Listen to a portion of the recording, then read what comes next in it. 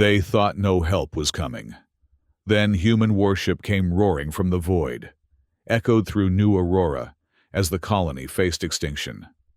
With power failing and raiders breaching their last defenses, Dr. Rowan sacrificed the final reserves for one desperate signal.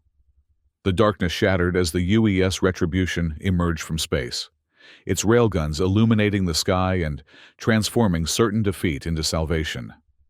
The orange sky of Vesperia hung eternal over New Aurora, casting its perpetual twilight glow across the glass-domed biodomes and jutting geothermal stacks. Governor Mira Selwyn stood at the primary observation deck, her slender fingers tracing the colony's perimeter on the hollow map. 5,000 souls under her protection, all living in this fragile pocket of civilization 10 light-years beyond the nearest established trade route. Power fluctuations in the eastern sector again, Dr. Elias Rowan said, joining her at the console. His weathered face, once youthful in the core worlds, had taken on the leathery texture common to those who'd spent too long under Vesperia's radiation-soaked atmosphere. I've diverted auxiliary power, but we'll need to recalibrate the geothermal taps by the end of the week. Mira nodded, her dark eyes never leaving the flickering red dot on the projection. What about life support reserves? Holding at 73% capacity. Not ideal, but we've managed with less. His fingers danced across the haptic interface, bringing up a three-dimensional schematic of the colony's power grid. The terraforming process is straining our systems more than anticipated. The microbiological conversion is consuming oxygen at nearly twice the projected rate. Can we compensate? Always the navigator, looking for the optimal route. Elias smiled, the gesture softening the concern etched into his features. We can, but it means diverting power from non-essential functions. The colonists won't be happy about reduced entertainment modules and limited comm bandwidth. Before Mira could respond, Lieutenant Cara Jovan stepped through the sliding doors, her security uniform pristine, despite the perpetual dust that seemed to infiltrate every corner of the outpost. At 35, she wore her authority with the quiet confidence of someone who'd seen enough frontier skirmishes to value peace. Governor, the Harvest Festival preparations are complete. We've stationed security personnel at all major junctions, though I still think we're spread too thin. Kara's voice carried the slight accent of the Centauri colonies, a reminder of New Aurora's diverse population. Your concerns are noted, Lieutenant. But this celebration is important for morale. Our people need something to remind them why we're here. Mira gestured toward the main dome, where colonists were already gathering beneath plasma lanterns that cast dancing shadows against the transparent ceiling. Besides, who would attack a struggling terraforming outpost? We have more mineral wealth in our processing plants than most raiders could haul away. Kara's expression remained impassive. Raiders aren't always logical, Governor. Desperation makes for unpredictable adversaries. A sentiment I've expressed repeatedly, came a melodic voice from the doorway. Ceylon stepped into the room, the environmental researcher's iridescent skin catching the artificial light. The native moon-adapted fauna specialist had been invaluable in helping the colony understand Vesperia's unique ecosystem. The indigenous life forms here evolved to compete for scarce resources. Your presence represents an abundance they've never encountered. We're hardly abundant, Ceylon, Mira replied with a wry smile. Our last supply shipment was 3 months ago, and the hydroponics bay is barely keeping pace with our nutritional needs. Ceylon inclined their head, the gesture both acknowledgement and gentle rebuke. By local standards, Governor, you are an oasis in a wasteland. The conversation paused as the colony's anthem played softly over the public address system, signaling the beginning of the festival. Through the observation window, they could see colonists moving between stalls, exchanging the meager but cherished fruits of their labor. Handcrafted tools, synthesized textiles, and the precious vegetables grown in the agricultural domes. "Come," Mira said, pushing away from the console. "Let's join them.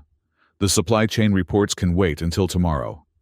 The four of them walked together through the connecting passage to the central dome, nodding to colonists, who greeted them with varying degrees of deference and familiarity. The Harvest Festival was modest by core world standards. No imported delicacies or holographic entertainments. But the genuine joy permeating the gathering spoke to something deeper than mere consumption. These were people who had chosen to leave comfort behind, to stake their futures on transforming this harsh moon into something habitable for generations to come. Their celebration wasn't of abundance, but of survival and incremental progress. Mira accepted a cup of synthesized fruit wine from an elderly colonist whose gnarled hands spoke of decades spent working soil, first on Earth, and now here on the frontier. "To New Aurora," the woman said, raising her own cup. "To New Aurora," Mira echoed, the sweet liquid warming her throat. For a moment, she allowed herself to believe in the future they were building, to see beyond the daily crises and power shortages to the verdant world this might become centuries hence. That vision shattered precisely 37 minutes later. The first indication was a subtle vibration through the dome's structure, a tremor so slight that most colonists merely paused in their conversations, eyes lifting briefly to the transparent ceiling before returning to their festivities. Mira, however, felt the cold hand of dread close around her heart. After 15 years navigating starships through asteroid fields and gravitational anomalies, she knew the difference between natural phenomena and artificial disturbances. "Lieutenant," she said quietly, finding Kara instantly in the crowd. "Full security alert, now!" To her credit, Kara didn't question the order, despite the lack of overt threat. She tapped her wrist communicator twice, sending a silent alert to her security team, scattered throughout the dome. The second tremor came 20 seconds later, stronger than the first. This time, the festival fell silent as fearful eyes turned skyward. Through the dome's transparent panels, they could see Vesperia's orange atmosphere churning unnaturally, disrupted by something descending from orbit. Then, with horrifying clarity, 3 warships materialized against the amber sky, their hulls black as the void they'd emerged from, railguns extending from ventral bays. No identification markings, no recognition signals, just the silent, predatory presence of vessels designed for a single purpose. "Evacuation protocol!" Mira's voice cut through the stunned silence, galvanizing her people into action. "All colonists to emergency shelters immediately." The dome erupted into controlled chaos as security personnel directed colonists toward the underground bunkers. Parents gathered children, medical staff collected essential supplies, and engineers rushed to secure critical systems. "Governor, we need to get you to the command center," Kara urged, one hand on her sidearm, the other gently but firmly guiding Mira toward the exit. "No, I need to be visible. The people need—" Her words died as the first railgun projectile pierced the atmosphere, a streak of superheated metal that slammed into the eastern agricultural dome with devastating precision. The impact shattered the reinforced panels, atmospheric equalizers screaming as precious oxygen vented into Vesperia's toxic environment. Secondary explosions bloomed along the power conduits, connecting the dome to the central grid. "The main power junction!" Elias shouted, over the cacophony of alarms. "They've targeted our primary energy distribution hub."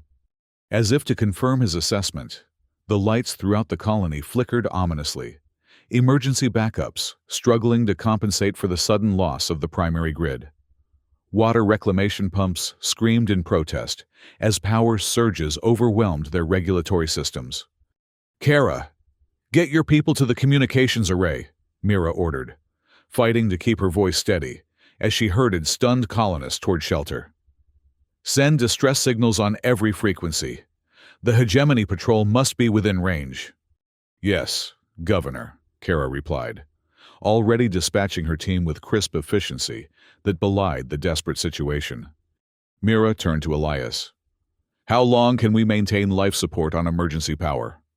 The engineer's face was grim in the pulsing red emergency lights. 72 hours at most, assuming no further damage. But with the agricultural dome breached. He didn't need to finish the sentence. Without their food production facility, survival became a matter of weeks rather than the months or years they'd planned for. Seal all intact sectors and reroute what power we have to essential systems only, Mira instructed, her mind racing through contingencies. Celan, what do you know about these attackers? Is this a pattern you've seen before? The researcher's normally luminescent skin had dimmed with distress. This is not indigenous behavior, Governor. These are off-world vessels, not local threats. A second impact rocked the colony, this one striking the water reclamation facility. Alarms screamed new warnings as purification systems failed across multiple sectors. Governor! A communications officer burst through the emergency doors, face pale with shock. We're getting nothing. All channels are experiencing heavy interference. We can't even reach the orbital relay station. They've deployed jammers, Kara concluded grimly. Standard raider tactic. Isolate before invasion. Mira's mind flashed to her navigation days, calculating distances and signal strengths. What about the deep space array, the one we use for astronomical observations? It's on an isolated power circuit, Elias confirmed, understanding dawning. If it survived the initial strike, we could reconfigure it to send a burst transmission. Do it, Mira ordered, and prioritize evacuation of the damaged sectors. I want damage control teams ready to move as soon as we have a defensive perimeter established. As her team scattered to execute her commands, Mira stood for one moment in the heart of her wounded colony, watching her people flee for safety, hearing the groaning protests of failing infrastructure. 10 light-years from the nearest help, with unknown hostiles descending from orbit and critical systems failing by the minute. She allowed herself 3 seconds of doubt, 3 seconds to feel the crushing weight of responsibility, the fear of failure, the knowledge that 5,000 lives hung on her decisions in the next hours. Then, like the navigator she had once been, she plotted a course through the chaos. The command center became a nexus of desperate activity as New Aurora's leadership struggled to respond to the escalating crisis. Power fluctuations rippled through the colony's remaining systems, life support indicators oscillating between minimal functionality and critical failure. We've lost contact with Biodome 3, reported a haggard communications officer. Last transmission indicated structural integrity at 17% and falling. Mira nodded grimly, updating the colony schematic on the main display. Nearly a quarter of their habitable space was now compromised, with hundreds of colonists crowded into the remaining functional sectors. What about the distress signal? Kara shook her head, frustration evident in every line of her body. Nothing but static on all frequencies. The raiders are using a broadband jammer that's affecting everything from short-range comms to deep space transmissions. There must be a way around it, Mira insisted, refusing to accept their isolation as final. Dr. Rowan, what about the auxiliary antenna array, the one we installed for the xenobiology team's field studies? Elias looked up from where he was frantically rerouting power through the emergency junction boxes. It's a narrowband system, limited range, but... His eyes widened with sudden inspiration. If we could boost its power output and reconfigure it to pulse on the emergency frequency. We'd need to redirect energy from somewhere else, Kara pointed out. And we're already running critical systems at minimal capacity. The geothermal taps, Elias said, his fingers flying over the engineering console. They're still producing excess energy, but the main conduit was severed in the attack. If we could bypass the damaged section, run a direct line to the auxiliary antenna. At what cost? Mira asked, already knowing the answer but needing to hear it spoken aloud. Elias met her gaze squarely. Life support reserves. We'd have to divert power from the emergency batteries. It would cut our 72-hour window down to maybe 36. The silence that followed his words was heavy with implication. Having their survival window was a desperate gamble, especially with no guarantee that their distress signal would reach anyone willing or able to help. "Do it," Mira finally said. "We're dead without assistance anyway. Better to take the chance." As Elias hurried to implement the plan, Ceylon approached Mira. Their luminescence dimmed to a troubled glow. "Governor, there is another matter requiring attention. The acidic dust storms. They're approaching from the western quadrant." Mira cursed under her breath. Vesperia's natural weather patterns were harsh enough under normal circumstances, with storm fronts of caustic particulates that could corrode unprotected equipment and irritate human respiratory systems. With their dome shields failing and environmental regulators operating at reduced capacity, a dust storm could prove catastrophic. "How long do we have?" 3 hours, perhaps 4, Ceylon replied. "Without the meteorological arrays, it's difficult to be precise, but the storm appears significant in both size and intensity." Another alarm blared, this one from the security station. Kara moved swiftly to respond, her expression darkening as she reviewed the incoming data. "Governor, we have confirmed movement at the eastern perimeter, multiple heat signatures approaching the damaged agricultural dome." Their landing, Mira realized, the full implications hitting her like a physical blow. This wasn't just an orbital strike meant to disable and plunder from above. The raiders intended a full ground assault. "I need to get my security team in position," Kara said, already checking her sidearm. "We're outnumbered, but we can establish choke points at the main junctions." "No lethal force unless absolutely necessary," Mira cautioned. "We don't know their full capabilities or intentions." Kara's expression was grim. "With respect, Governor, they fired first. Their intentions seem fairly clear." Before Mira could respond, the communications console chimed with an incoming transmission, not from outside the colony, but from within. The face that appeared on the screen belonged to one of the xenobiology researchers, her features strained with barely controlled panic. "Governor, we're trapped in the Eastern Cavern Complex. The entrance collapsed during the initial bombardment. There are 7 of us, and Dr. Zhang is injured." "Stay calm," Mira instructed, gesturing for Ceylon to join her at the console. "Conserve your oxygen. We're sending a rescue team immediately." As the transmission ended, Mira turned to the environmental researcher. "Ceylon, you know those caverns better than anyone. Can you lead a team to reach them?" "There is a secondary access point through the geothermal monitoring station," Ceylon confirmed. "But the journey will be hazardous, especially with raiders on the surface. Take 4 of Kara's security personnel. Get those people out and back to the central dome." Mira turned to address the command center at large. "I want hourly status reports from all sectors. Prioritize life support, then communications, then defensive measures." As the teams dispersed to their assignments, Mira found herself momentarily alone at the central console, the weight of command pressing down on her shoulders like a physical force. The colony schematic before her told a story of progressive failure, systems shutting down, sectors becoming uninhabitable, oxygen levels decreasing incrementally across all domes. She had led these people to Vesperia with promises of a future, of a new world shaped by their own hands. Now that future was collapsing around them, and her promises turned to ash in her mouth. "Governor."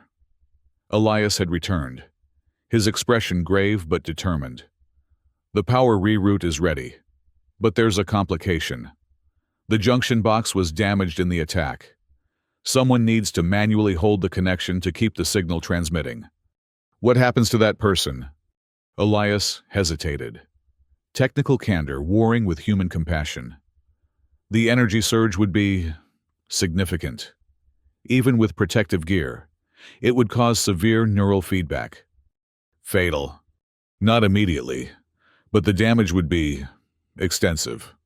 Mira straightened her shoulders. I'll do it. Mira. No. Elias protested, dropping formality in his dismay. We need you coordinating the defense. I'm the logical choice. We need you keeping our life support systems functioning, she countered. Every minute we waste arguing is another minute our people are in danger.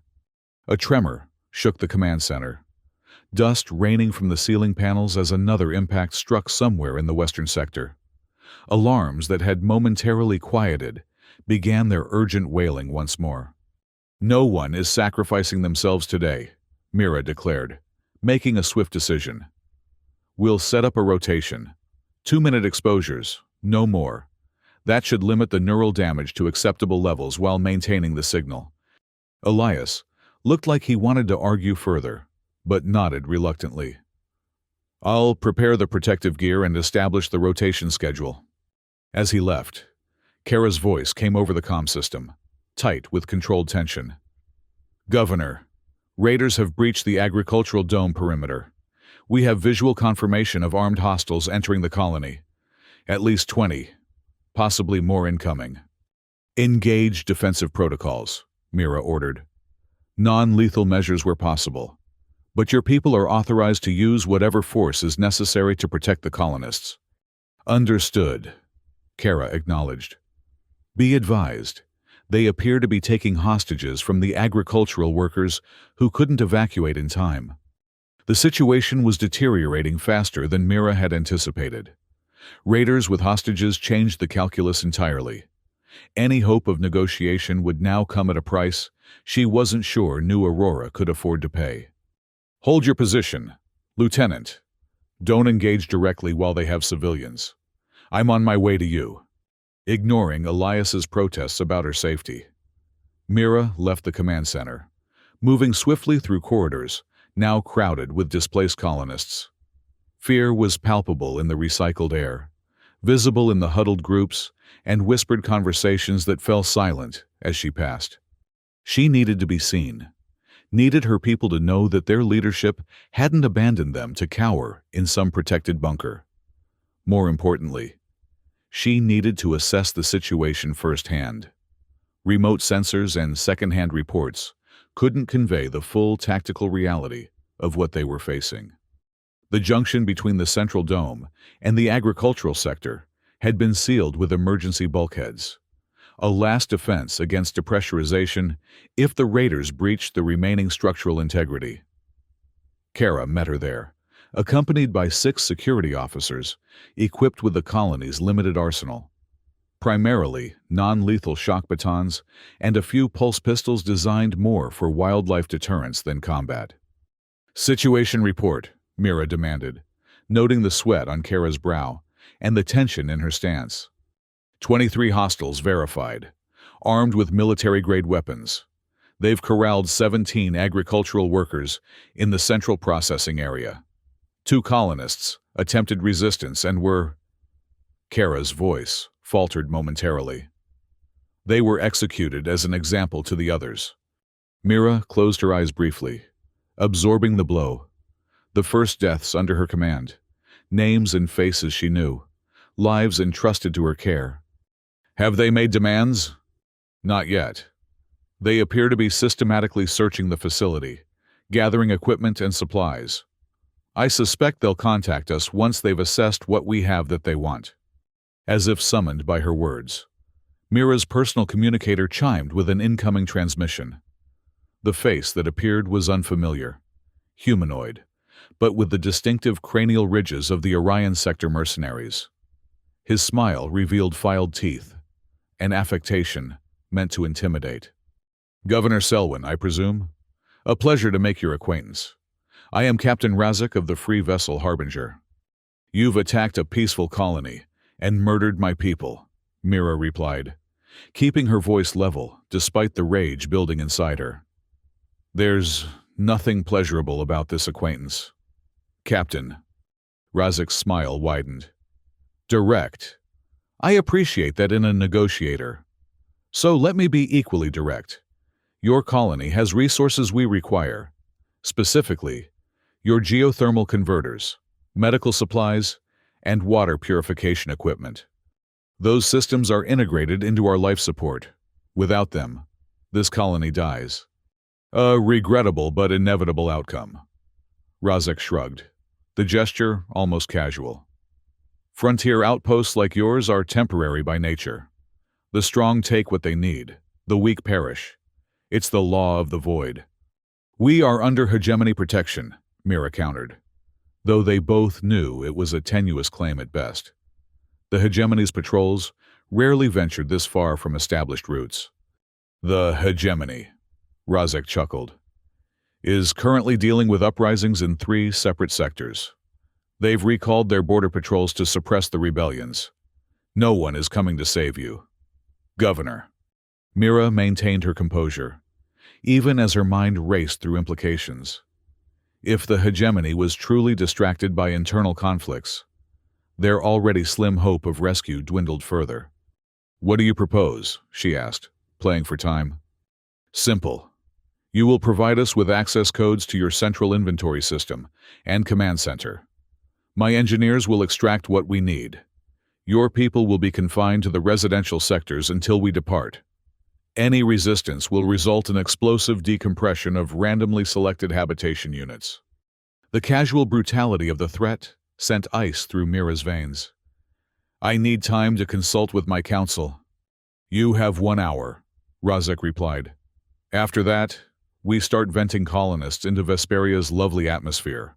1 dome every 30 minutes until you comply. The transmission cut abruptly, leaving Mira staring at a blank screen. Kara watched her expectantly, waiting for orders, for some miraculous solution to their impossible situation.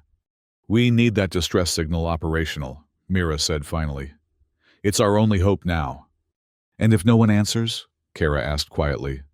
Mira met her gaze steadily. Then we make them pay as dearly as possible for every life they take. The rotation for the manual signal boost had been established quickly, colony engineers and security personnel volunteering despite knowing the risks involved.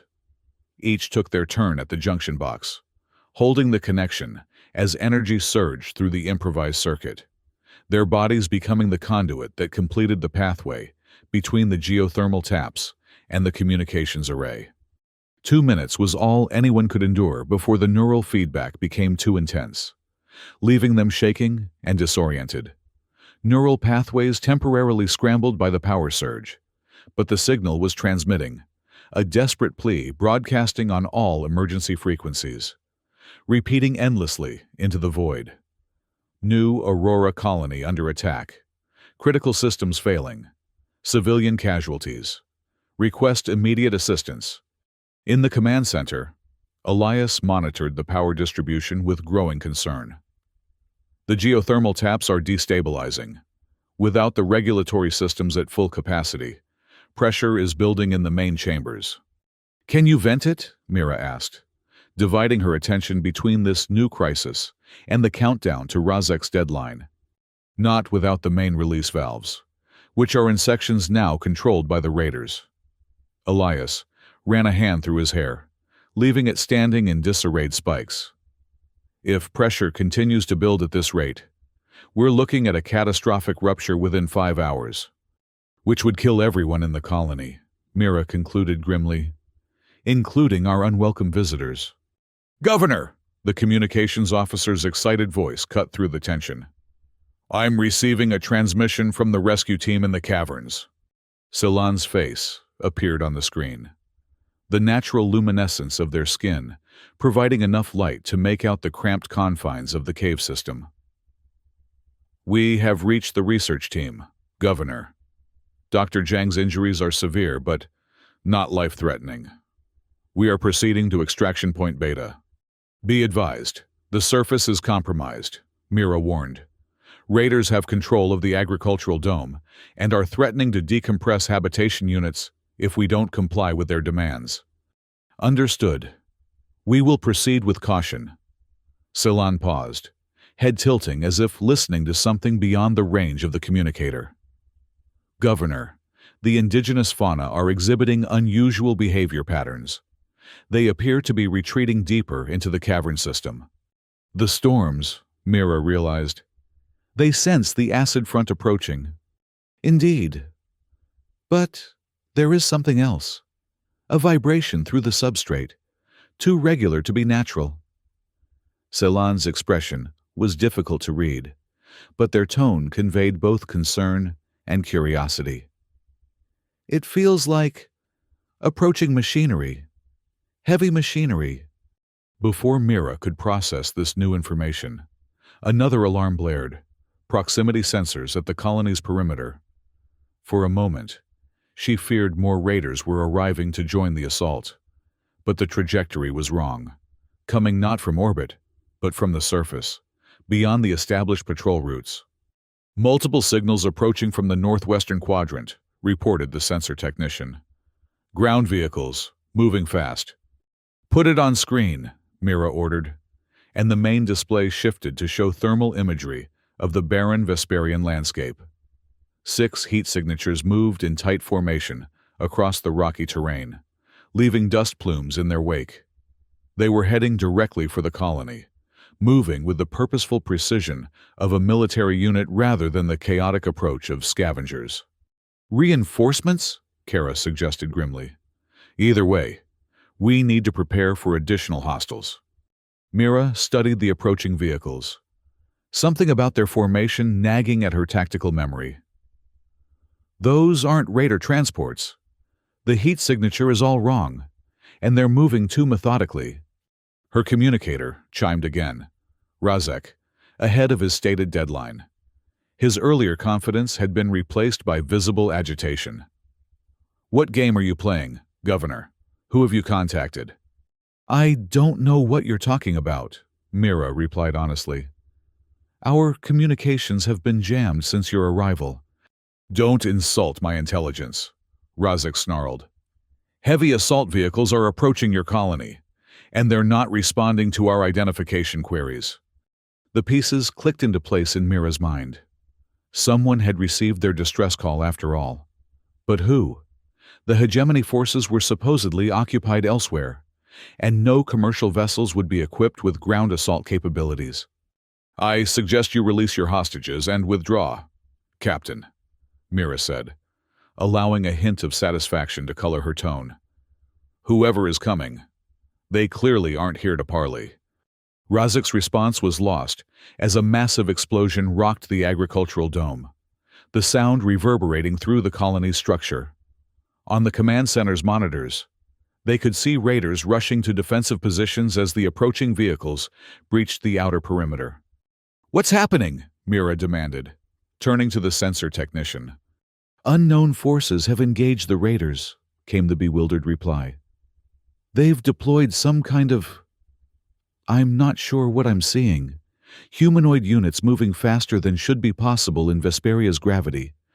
The main screen flickered to an external camera feed, showing armored figures swarming through the breach in the agricultural dome. They moved with lethal efficiency, their weapons emitting pulses of energy that incapacitated raiders without damaging the colony's fragile infrastructure. Those are pulse nets, Kara identified, professional admiration evident in her voice. Non-lethal capture technology, military grade, not commercial. Another explosion lit up the sky above the colony, this one in orbit. The command center crew watched in stunned silence as one of the raider vessels disintegrated in a spectacular ball of superheated plasma, its fragments raining down through Vesperia's atmosphere in streaks of burning debris.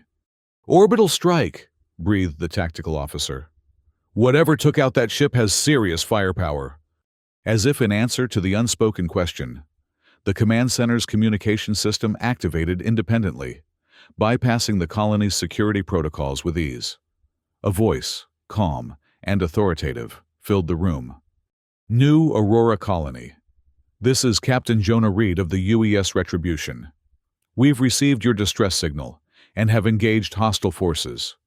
Please be advised that we are deploying Marine units to secure your facility.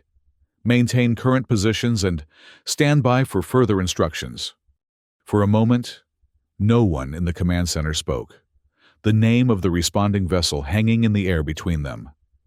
The UES Retribution was a human warship, one of the legendary vessels from the Sol system that rarely ventured this far into the frontier. "Open a direct channel," Mira ordered, finding her voice at last. "Captain Reed, this is Governor Selwyn. We have hostage situations in the agricultural dome, and possibly in residential sectors. Raiders are threatening to decompress habitation units." "Understood, Governor. Our tactical teams are prioritizing hostage locations. We have the raider communications grid compromised and are tracking their movements. Be advised that your geothermal systems are showing critical pressure levels. We're dispatching engineering support to assist with stabilization." The efficiency and competence in that calm voice sent a wave of relief through Mira so intense that she had to steady herself against the console. Help hadn't just arrived. It had arrived with overwhelming force and precise intelligence. "The Retribution just took out another raider ship," reported the tactical officer, unable to keep the awe from his voice. "They're using some kind of targeted railguns that aren't affecting our colony's integrity." On the ground, the situation was transforming with equal rapidity. The human Marines moved through the colony with practiced precision, neutralizing raiders with non-lethal methods where possible, lethal force where necessary. Medical teams followed in their wake, tending to injured colonists with advanced field equipment that made New Aurora's medical bay look primitive by comparison. Within the hour, Captain Razek was brought to the command center in restraints, his earlier bravado replaced by sullen defeat as he was escorted by 2 human Marines whose powered armor made them tower over even the tallest colonists. "The hostages?" Mira asked, refusing to acknowledge the raider captain directly. "Secured and being treated for minor injuries," reported the Marine sergeant. "We've neutralized all hostile forces within the colony perimeter. Cleanup crews are handling the remaining raiders in orbit." Dr. Elias burst into the command center, his eyes wide with equal parts exhaustion and excitement. "Governor, you need to see this. The Retribution's engineers, they've deployed portable fusion units. They're stabilizing our geothermal systems and rerouting power to critical life support functions." Before Mira could respond, the communication system activated again. "Governor Selwyn, Captain Reed requests your presence aboard the Retribution for a situation briefing. A shuttle is standing by at your main airlock." It was Kara who voiced the question on everyone's mind. Why would a human warship respond to a distress call from an outpost this far from their territory? "We're not even part of the Sol Confederation." Mira had no answer. But as she prepared to meet with the captain of the vessel that had saved her colony from certain destruction, she found that the question mattered less than the reality of their salvation. The shuttle that transported Mira to the Retribution was a marvel of engineering, its smooth acceleration belying the power of its engines as it ascended through Vesperia's turbulent atmosphere. Through the viewport, she could see the massive silhouette of the human warship against the stars, a kilometer-long behemoth of dark metal and pulsing energy fields. Its weapon systems currently retracted, but their housings clearly visible along the vessel's spine. She was met in the docking bay by a reception party of officers in the distinctive charcoal and silver uniforms of the human fleet. Their leader stepped forward, a tall woman with close-cropped gray hair and the posture of someone accustomed to command. "Governor Selwyn, welcome aboard the Retribution. I'm Commander Lucia Hayes, Executive Officer. Captain Reed is waiting for you in the command deck." The journey through the warship was a blur of impressions. Corridors that hummed with efficient activity, crew members who nodded respectfully as they passed, technology that seemed decades beyond what New Aurora possessed. It was one thing to know that the human territories were technologically advanced. It was another to witness that advancement firsthand. Captain Jonah Reed awaited her in a briefing room adjacent to the ship's bridge. He rose as she entered, a man of medium height with the weathered features of someone who had spent a lifetime in space, deep-set eyes that missed nothing, and an economy of movement that spoke of both military training and personal discipline. "Governor Selwyn," he greeted her, extending a hand in the traditional human gesture. I regret that our first meeting comes under such circumstances. Mira accepted the handshake, noting the strength in his grip and the genuine concern in his expression. On behalf of New Aurora, I thank you for your intervention, Captain. Your timing was providential. Reed gestured for her to take a seat at the briefing table, which displayed a holographic reconstruction of the colony and surrounding territory. We received your distress signal approximately 6 hours ago. Unfortunately, we were conducting maneuvers in the Proxima system and couldn't respond immediately. 6 hours? Mira's surprise was evident. The signal would have had to travel at many times the speed of light to reach Proxima in that time frame. Reed's expression was difficult to read. The Retribution is equipped with certain advanced communication systems that allow us to monitor a wider range of frequencies across greater distances than standard arrays. The careful phrasing told Mira he was revealing only a fraction of the truth. But she didn't press the issue. Whatever technological advantage had allowed them to receive New Aurora's desperate plea, she was grateful for it. What matters is that you responded when no one else would, she said instead. The raiders claimed the hegemony patrols had been recalled to deal with internal conflicts. That information is partially correct, Reed acknowledged. The hegemony is facing challenges on multiple fronts, though perhaps not as severe as your attackers suggested. It's a convenient excuse for increasing raider activity throughout this sector. He manipulated the holographic display, zooming out to show the surrounding star systems. Your colony is particularly vulnerable, Governor. 10 light-years from the nearest trade route, minimal defensive capabilities, valuable resources. You're an appealing target for groups like Razek's. We're a terraforming outpost, Mira pointed out, a hint of defensiveness creeping into her tone. Not a military installation. Yet you're attempting to transform a hostile world into a habitable one, a process that requires substantial infrastructure and specialized equipment. To predators like Razek, that makes you worth hunting. Reed's tone softened slightly. I'm not criticizing your colony, Governor, merely pointing out the reality of your situation. A reality we're painfully aware of after today, Mira admitted. But what I still don't understand is why the Retribution would divert from its mission to respond to our signal. Human vessels rarely venture this far from Sol-controlled space. Reed was silent for a moment, studying her with an intensity that made Mira feel as though she were being evaluated against some unspoken standard. Then he stood, moving to the viewport that offered a spectacular view of Vesperia below and the star-flecked void beyond. The Retribution's mission parameters are flexible, he said finally. We patrol the borders between known space and the frontier, monitoring for threats and providing assistance where needed. That's unusually altruistic for a military vessel, Mira observed. Reed turned back to face her, a faint smile touching the corners of his mouth. Is it? Consider the alternative. Every collapsed colony represents lost knowledge, lost resources, lost lives. Every successful raid encourages more of the same.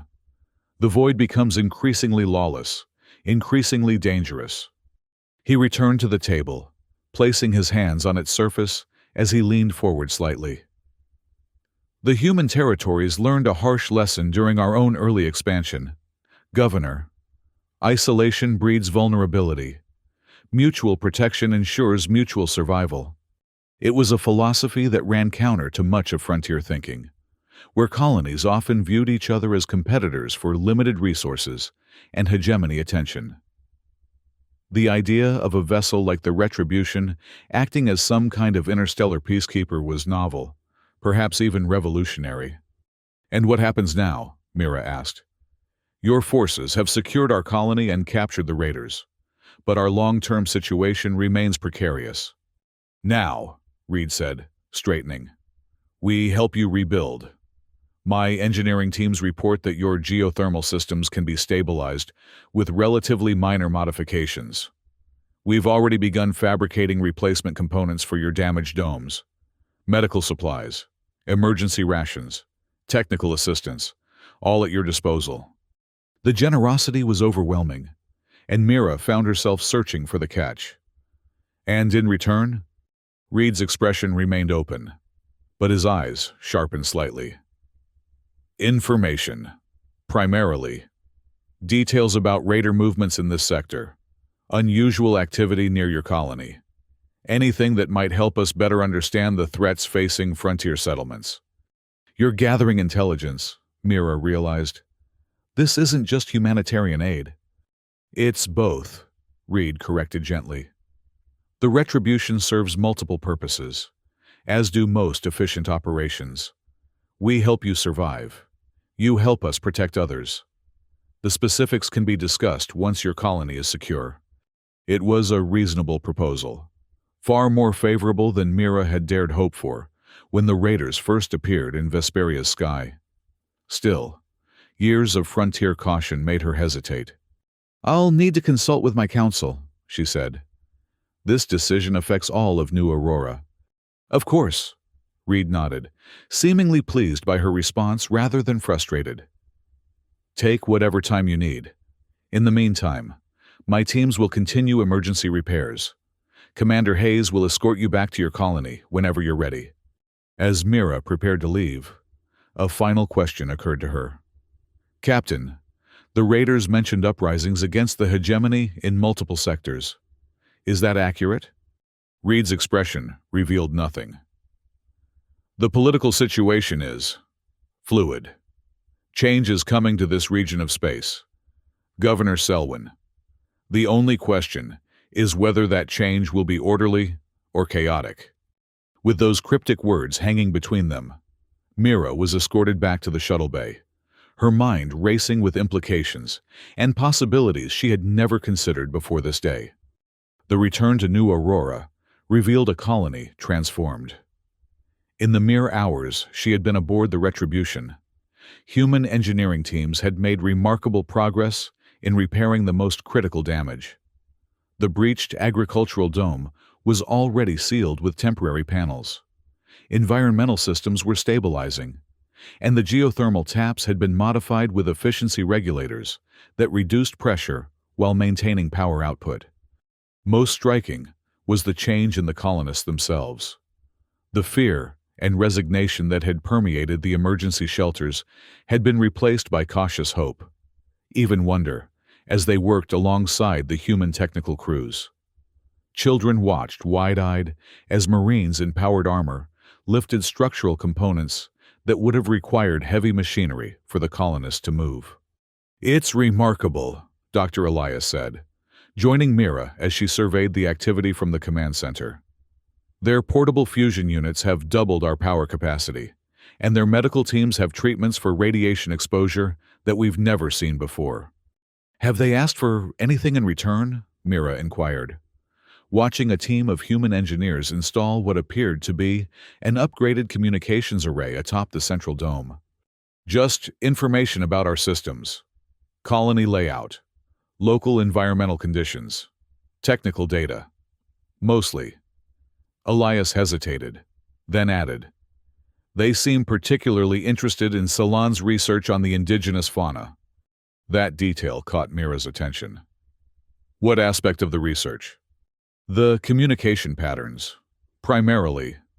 How the native life forms coordinate during acid storms. Their territorial behaviors. Nothing classified, but their xenobiologists have been quite thorough in their questioning." Before Mira could pursue this line of inquiry further, Kara approached, her security uniform replaced by a fresh one, bearing a new insignia.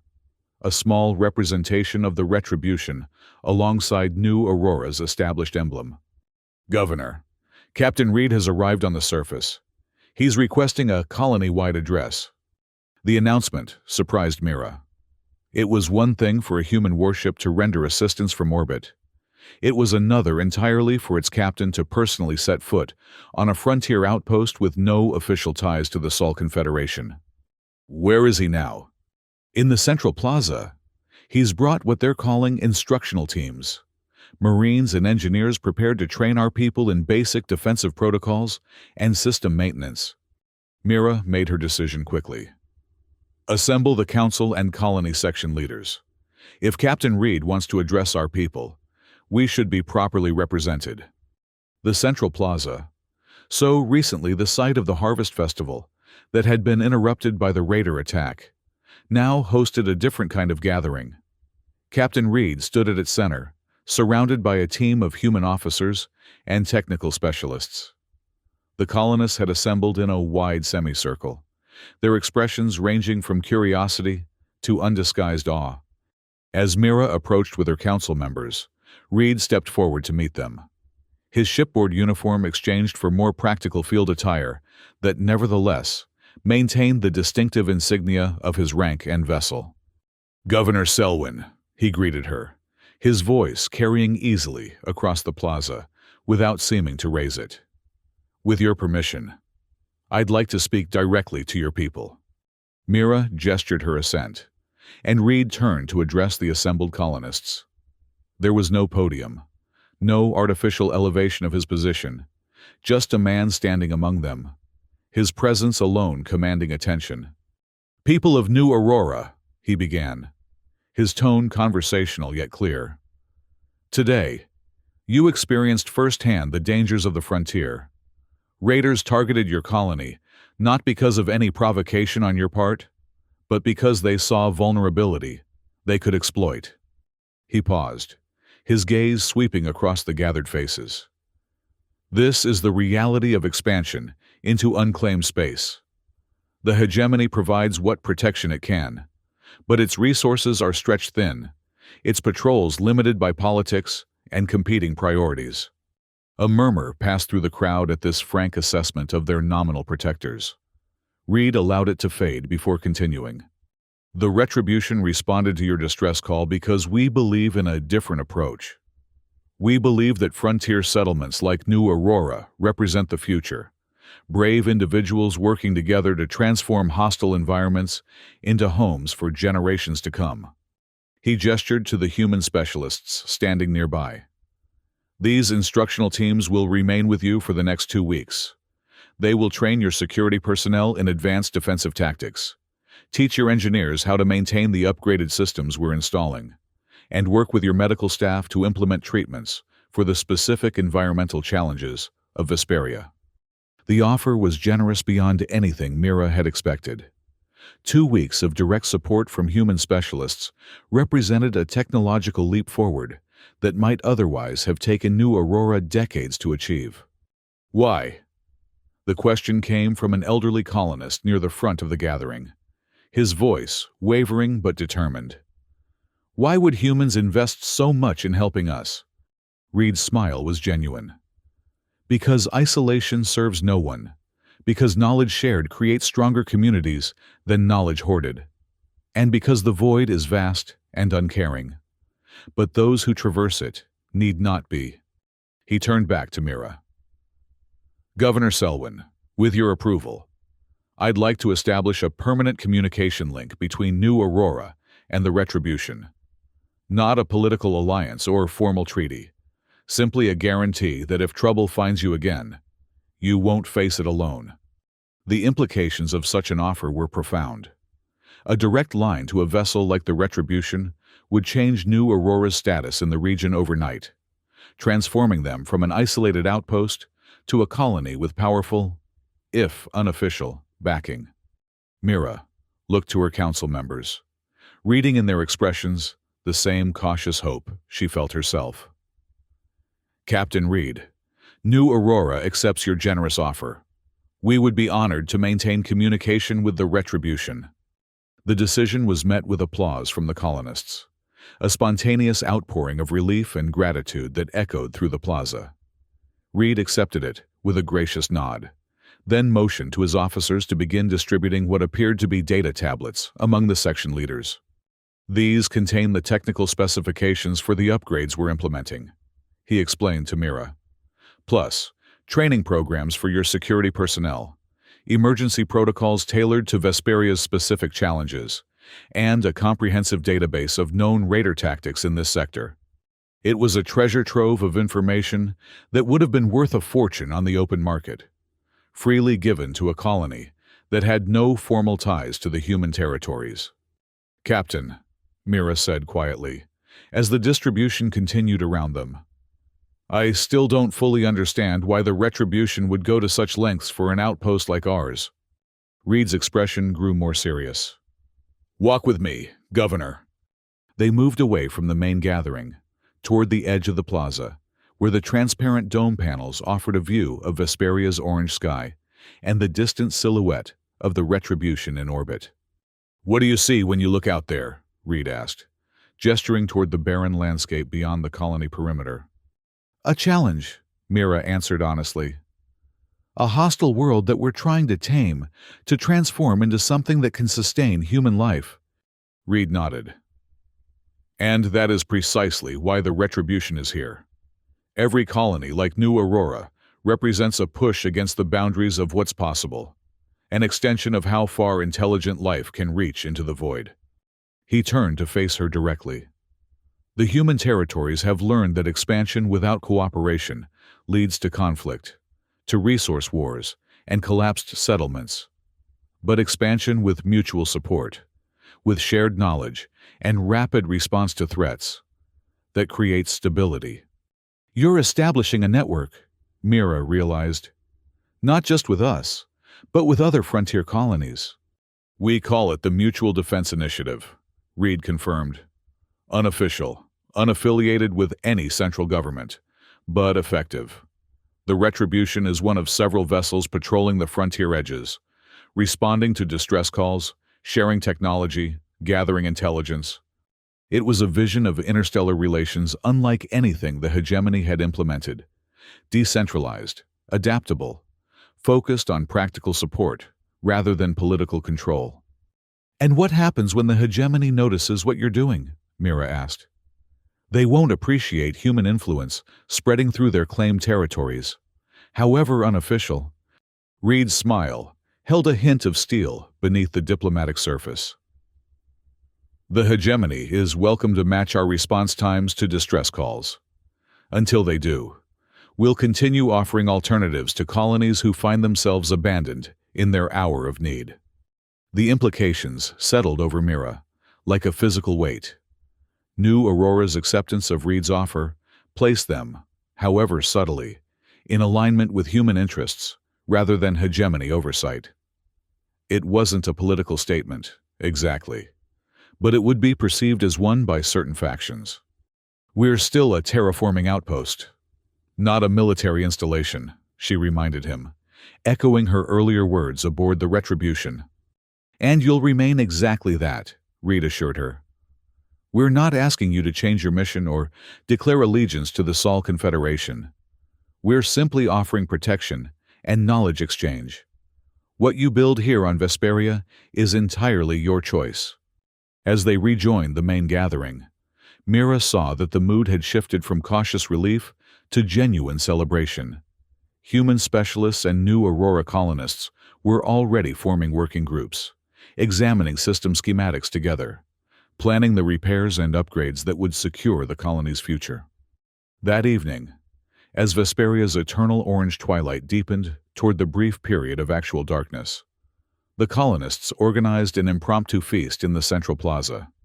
It was a modest affair by core world standards, synthesized proteins, and the few vegetables that had survived the agricultural dome breach. But it was offered with genuine gratitude. Captain Reed and his officers joined the gathering, accepting the hospitality with grace that belied their technological superiority. They sat among the colonists, sharing stories of distant worlds and answering endless questions about life in the human territories. Mira found herself seated beside Reed, watching as Celan engaged in animated conversation with the Retribution's xenobiology specialist. The two were comparing notes on Vesperia's indigenous fauna, finding common ground despite their vastly different backgrounds. "Your environmental researcher is quite knowledgeable," Reed observed. "Their insights into local adaptation patterns are fascinating." "Celan has been invaluable to our terraforming efforts," Mira agreed. They understand Vesperia in ways our instruments can't measure. Reed nodded thoughtfully. That kind of local expertise is precisely what makes colonies like New Aurora so important. You're not just establishing an outpost. You're creating a knowledge base that couldn't exist anywhere else. As their conversation continued, Mira felt a growing sense of optimism that had been absent in the colony for months, perhaps years. The Retribution's arrival had done more than just save them from immediate destruction. It had offered a glimpse of a future where frontier settlements weren't abandoned to fend for themselves. The celebration continued late into the night, the reformed dome lights casting a gentle glow over the gathering. Eventually, as colonists began returning to their quarters and human specialists to their temporary assignments, Mira found herself standing at the edge of the plaza, looking up at the stars, visible through the transparent ceiling. "They seem closer tonight," came Ceylon's melodic voice, as the researcher joined her. Their skin glowed with the soft luminescence that indicated contentment in their species. "The stars?" Mira asked. "The possibilities," Ceylon clarified. "Before today, we existed in isolation, hoping the hegemony would remember our existence if crisis struck. Now we have options," Mira finished the thought, "and responsibilities that come with those options. Indeed, the humans offer much, but their presence here will not go unnoticed by other powers." Ceylon's luminescence dimmed slightly. "Change comes to Vesperia, whether we sought it or not." The observation was accurate but incomplete. Change had been coming to New Aurora since the first colonists broke ground on the terraforming project. The raiders had simply accelerated a process already in motion. The following morning, as preparations began for the Retribution's departure, Mira met with Captain Reed one final time. They stood in the newly repaired communications center, where human technicians were completing the installation of the direct link that would connect New Aurora to the warship's network. "Your colony should be secure now," Reed said, reviewing the system diagnostics on the main console. "The defensive upgrades won't stop a determined fleet, but they'll give you warning and time to call for assistance if raiders return." "And the Retribution will answer," Mira said, making it half statement, half question. "Or another vessel in our network, depending on proximity." Reed's expression was confident. "Response times will vary, but you won't face threats alone again." The promise was simple, but profound. A fundamental shift in New Aurora's relationship with the wider galaxy. No longer an isolated outpost hoping for distant hegemony attention, but a node in an emerging network of mutual support. As they walked toward the airlock where Reed's shuttle waited, Mira made a decision. She detoured briefly to her quarters, returning with a small, crystalline structure that caught the light in mesmerizing patterns. "A Vesperian crystal," she explained, presenting it to Reed. "Formed in the deep caverns where pressure and mineral compositions create unique lattice structures. Ceylon's people consider them symbols of trust and connection." Reed accepted the gift with appropriate solemnity, turning it to watch the play of light through its facets. "It's beautiful. Thank you, Governor. When the terraforming process is complete, these will become even more rare," Mira told him. "As the environment changes, so too will the conditions that create them. This moment of transformation will be preserved in their structure." It was a fitting symbol for what New Aurora itself was experiencing, a transformation catalyzed by crisis and intervention, preserving something of their isolation even as they joined a larger community. As Reed prepared to board his shuttle, the colonists gathered to bid farewell to the human teams that would remain behind to complete the training programs. There was a sense of ceremony to the moment, an unspoken acknowledgement that something profound had changed in New Aurora's trajectory. "We will remember," Mira said, addressing both Reed and her assembled colonists. "When hope seemed lost, help came roaring from the void. And when others face similar crises, we will do what we can to pass that hope forward." Reed's nod conveyed understanding of the commitment she was making. Not a political allegiance or military alliance, but a moral stance, a recognition that survival in the void required more than self-sufficiency. It required solidarity. As the shuttle's thrusters engaged, lifting it smoothly from the landing pad, the colonists watched its ascent through Vesperia's orange atmosphere. The Retribution waited in orbit, its massive silhouette visible even from the surface as more than just a warship now, a symbol of unexpected salvation and new possibilities. The shuttle dwindled to a point of light, then vanished as it docked with the larger vessel.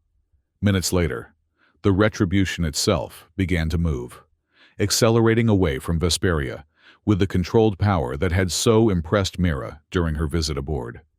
She stood watching long after the warship had disappeared from view, her mind filled not with the crisis they had survived, but with the future they would build. New Aurora had been changed by the Retribution's intervention, not just in its improved defenses and technical capabilities, but in its understanding of its place in the wider galaxy. They were no longer alone on the frontier edge, and whatever challenges came next, they would face them as part of something larger than themselves, a network of worlds reaching toward each other across the void, offering help when hope seemed lost. Around her, the colony continued its work, repairing, rebuilding, preparing for whatever came next, and beyond the dome, Vesperia's eternal orange sky waited to be transformed, one small victory at a time.